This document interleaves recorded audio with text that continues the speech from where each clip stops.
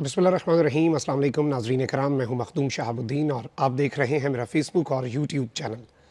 उम्मीद करता हूं आप सब लोग बखैर व आफ़ियत होंगे और जहां भी होंगे अपने अहले खाना समेत खुश भी होंगे और महफूज भी। नाज़रीन कराम, एक जानिब तो इमरान खान के हवाले से एक जाली ऑडियो मलिक रियाज़ और आसिफ ज़रदारी की, उसकी खुशियाँ अभी नून लीग ने सही तरह से मनाई नहीं थी कि मरियम बीबी की अपनी ऑडियो लीक हो चुकी है और इस ऑडियो ने एक नया कहर ढाया है नून लीग पर। और ग़ालिबन इमरान खान के ख़िलाफ़ जितने इक़दामात इन्होंने किए हैं उनमें कोई भी मंतकी अंजाम तक नहीं पहुँचा और वो वापस इनके अपने गले पड़ा है। उस हवाले से तो कुछ तफसीलात आपके सामने रखनी है और अब ये ऑडियोज़ का मामला बेकाबू हो चुका है। मज़ीद कुछ ऑडियोज़ हैं इमरान खान के हवाले से भी और कुछ वीडियोज़ हैं जिनको अब इस वक्त लीक किया जाना है और कुछ हमारे तक फ़र्स्ट हैंड इन्फॉर्मेशन पहुंची है जो आप तक पहुंचानी है। जबकि दूसरी जानिब इमरान खान ने अब तक का सबसे बड़ा मास्टर स्ट्रोक खेला है और एक ऐसी सियासी चाल चली है जिससे सब चकरा कर रह गए और किसी को समझ नहीं आ रही कि इमरान खान इस वक्त करना क्या चाह रहे हैं। और ज़ाहिर बात है, सियासत तो होती ही है, तो इलेक्शन की तारीख भी आ चुकी है और पीटीआई के उम्मीदवारों से दरख्वास्तें भी तलब हो चुकी हैं और पीटीआई ने ज़िमनी इंतखाबात में जाने का भी फ़ैसला कर लिया है। ये मामला क्या है? जबकि खुफिया मुलाकातों में कई किरदार रंगे हाथों पकड़े गए हैं और इन किरदारों ने भी इमरान खान को एक मरतबा फिर से सुरखरू कर दिया है। ये तमाम तर चीज़ें और कुछ लेटेस्ट हैपनिंग्स हैं और इस वक्त अंदर खाते इस्लामाबाद और रावलपिंडी में क्या चल रहा है, इमरान खान के रवाबित पाकिस्तान के ताकतवर हलकों के साथ जो फिर से इस्तवार हो चुके हैं या फिर इस्तवार हो रहे हैं, वो अब किस तरह से इमरान खान के मुखालिफिन के गले की हड्डी बनने जा रहे हैं। मैं आपके सामने कुछ डिटेल्स रख देता हूँ। सबसे पहले तो इस वक्त इत्तलात ये हैं कि इमरान खान ने एक जानिब तो एक डेडलाइन दी हुई है और इस डेडलाइन के हवाले से कहा जा रहा है कि 6 दिन की डेडलाइन है और उसके बाद धरना 2 इसका जो दूसरा हिस्सा है या आखिरी हिस्सा, क्योंकि अलर्ट तो जारी कर दिया कि इस मरतबा कुछ हुआ तो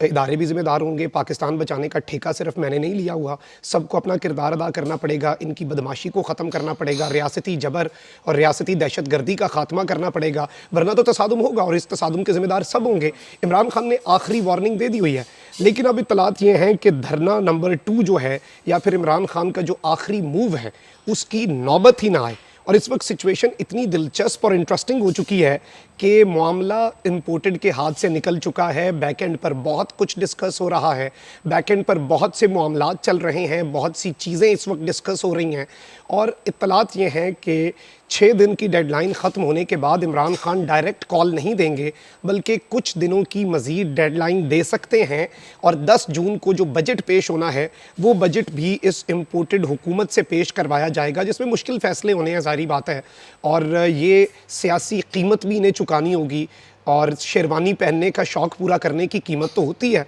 और वो कीमत बेशक आप अपनी सियासत ख़त्म करके चुका दें। शहबाज शरीफ साहब उसके लिए भी रेडी हैं क्योंकि उन्हें पता है अगली दफ़ा तो बड़े भाईजान और भतीजी साहिबा ने बनने नहीं देना, तो इसी दफ़ा मज़े ले लें और वो इस वक्त इंजॉय कर रहे हैं वज़ारत उज़्मा, जो कि शायद उनका देरीना ख्वाब था। लेकिन इतलात ये है कि जून के एंड तक ये हुकूमत जो है ये अपने असम्बलियाँ तहलील करके इलेक्शंस में जाने का फ़ैसला करेगी और अक्टूबर के पहले हफ्ते में इलेक्शंस हो सकते हैं और इसमें विन विन सिचुएशन दोनों के लिए किसी हद तक निकाली जा रही है। अलबत्ता इमरान खान के लिए तो कम्प्लीटली विनिंग सिचुएशन है कि उनका एक मुतालबा, कोई ऐसा मुतालबा नहीं है जो कि उनका मंजूर नहीं होगा। चीफ इलेक्शन कमिश्नर भी तब्दील होगा, इलेक्शंस का बलक वक्त भी होंगे, अक्टूबर में इलेक्शंस हो जाएंगे तो नवंबर की तैनाती भी बड़ी अहम है और वो डायरेक्ट मुतालबा तो नहीं है लेकिन ऑब्वियसली उनके जहन में वो बैक एंड पे चीज़ें तो चलेंगी। अब मैं आपको ये बता सकता हूँ कि इम्पोर्टेड हुकूमत को इस सब में क्या मिलेगा और उनके लिए क्या है। उन्हें फ़ायदा तो दिया जा रहा है कि वो सिर्फ इस बयानिए के तहत अवाम में चले जाएं कि हम इमरान खान के सामने सरेंडर नहीं किया, हमने उसके धमकी में नहीं आए, हमने मुश्किल फ़ैसले भी लिए, हमने अवाम की खातिर ये भी किया वो भी किया। लेकिन इसकी कॉस्ट क्या है कि उन्हें इस फेस सेविंग की कॉस्ट पाकिस्तान को बचाने के लिए कुछ सख्त मुआशी फ़ैसले करने के तौर पर पे करनी पड़ सकती है। जबकि इस वक्त हुकूमत की स्ट्रेटजी बड़ी दिलचस्प हो चुकी है। ये अब करने क्या लगे हैं, एक तो पंजाब के अंदर इलेक्शन कमीशन जो है, जो लोटों की सीटें खाली हुई हैं, 20 लोटें हैं, उन सीटों के ऊपर इंतखाबात करवाने जा रहा है। ज़िमनी इंतखाबात होंगे और इन इंतखाबात के अंदर अगर पाकिस्तान तहरीक इंसाफ इनका बाइकॉट करती है, जो कि नून लीग इस वक्त चाहती है वो बाइकॉट करें, तो फिर हमजा शहबाज तो फिर से मजबूत हो जाएगा, वो कुछ सीटें निकाल लेंगे, नंबर्स ऊपर चले जाएंगे। जबकि ऑन दी अदर हैंड अगर आप नेशनल असम्बली में इनकी स्ट्रैटेजी देखें, क्योंकि ये 2 वोटों के ऊपर टिके हुए हैं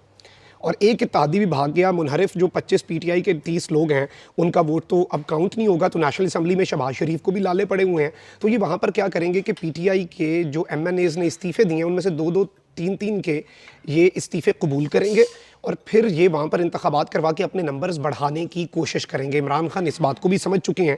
तो ये सब कुछ वोट ऑफ कॉन्फिडेंस को अवॉइड करने के लिए और पंजाब में हमजा शहबाज को लेजिटिमेट करने के लिए और उसकी हुकूमत को मजबूत करने के लिए, जो कि इस वक्त डामाडोल है, ये सब कुछ किया जा रहा है। जबकि इमरान खान ने सब में टिकट के ख्वाहिशमंद अफराद से दरख्वास्तें तलब कर ली हैं और मुनहरिफ अरकान के डी सीट होने वाली 20 नशस्तों पर ज़िमनी इंतखाबात 17 जुलाई को होने जा रहा है और पार्टी टिकट के लिए दरख्वास्तों की आखिरी तारीख 1 जून मुकर्रर कर दी गई है। और इस सब में दिलचस्प चीज़ यह है कि हो सकता है कि इसकी नौबत ना आए, लेकिन पाकिस्तान तहरीक इंसाफ किसी पर ट्रस्ट करने को तैयार नहीं है और जो एश्योरेंसेस दी गई हैं, जो गारंटीज़ दी गई हैं, उनके बावजूद पीटीआई किसी भी सूरत हाथ पर हाथ धर कर नहीं बैठ रही। वो इलेक्शन की तैयारी भी कर रही है, वो ज़िमनी इलेक्शन की तैयारी भी कर रही है, वो इम्पोर्टेड हुकूमत को हर महाज के ऊपर टफ टाइम देने की भी कोशिश कर रहे हैं। और पीटीआई के अब की लीडर्स जो हैं वो भी इस बात के ऊपर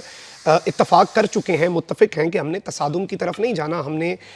इदारों के साथ महाजराई नहीं करनी। और फवाद चौधरी ने पहली जो एक जिसे आप कहते हैं कि ठंडी हवा का झोंका जारी कर दिया कि सबकी गलती होगी मुल्क को इस मामलात पर पहुंचाने में। एक सफ़ा फट गया जो, उसमें कुछ उधर से गलती होगी कुछ इधर से, लेकिन ये देखें कि चोरों को मुसल्लत ना किया जाए। अगले 40 साल तक ये चोर आ गए तो क्या लेगेसी छोड़ कर जाएंगे। अब इस तरह की बातें भी हो रही हैं और नून लीग का मुख्तदर हलकों से नाज़रीन कराम इस वक्त मैं ये समझता हूँ कि तसादुम का वक्त भी आन पहुँचा है, क्योंकि उन्हें अब समझ नहीं लग रही कि करना क्या है। जबकि दूसरी जानिब मरियम बीबी की एक और ऑडियो लीक हो गई है और धमकी आमेज़ लहजे में शहज़ादी जो है पाकिस्तान की और जो प्रिंसेस हैं हमारे पाकिस्तान की, और चाहे उनके वालिद की हुकूमत हो ना हो, वो लाडली भी हैं, उनके हवाले से कानून भी उनके ताबे हैं, वो किसी ओहदे पर भी नहीं है, वो एक सज़ा याफ्ता मुजरिमा है जो कि 2 साल से उस बाप की तीमारदारी के लिए ज़मानत पर हैं जो लंदन में मौजूद है। यानी ये हमारे मुल्क का निज़ाम इंसाफ है, तो वो इस वक्त मुल्क चला रही हैं। और इसमें बड़ी दिलचस्प चीज़ है, किसी से उनका कहना ना मानने पर वज़ीर आज़म की शिकायत की धमकी दे रही हैं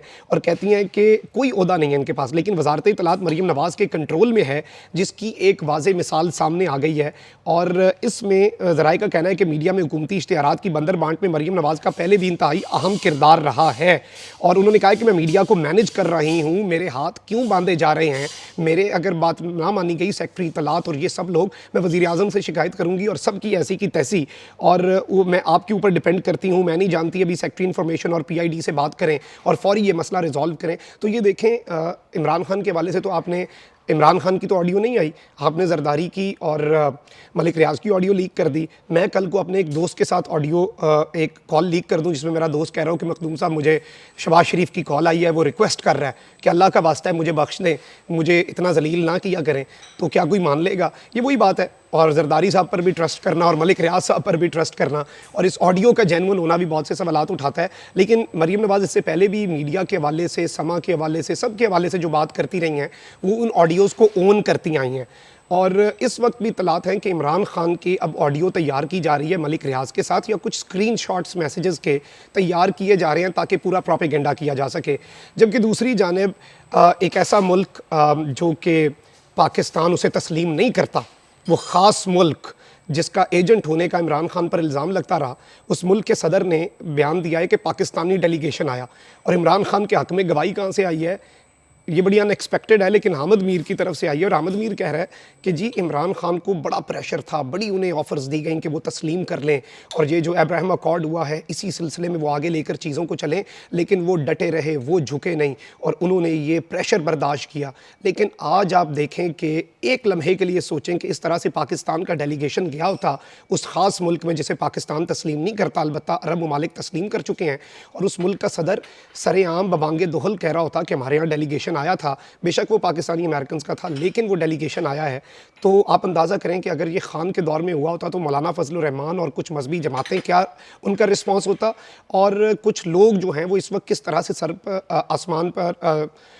पे आसमान उठा चुके होते। तो ये चीज़ें उन्हें भी एक्सपोज कर रही हैं और उनकी मुनाफ़कत भी कि वो मज़हब के लिए नहीं बल्कि वो किसी और चीज़ और सीट और कुर्सी और इख्तियारात और इक़्तिदार के पीछे होते हैं। तो ये इस वक्त तमाम तर चीज़ें हो रही हैं और इस सब में भी इत्तलात ये हैं, ज़ाहिरी बात है उस डेलीगेशन के अंदर अहमद कुरैशी साहब भी शामिल थे जिसने बहुत से सवालात खड़े किए क्योंकि वो पाकिस्तान के स्टेट टेलीविज़न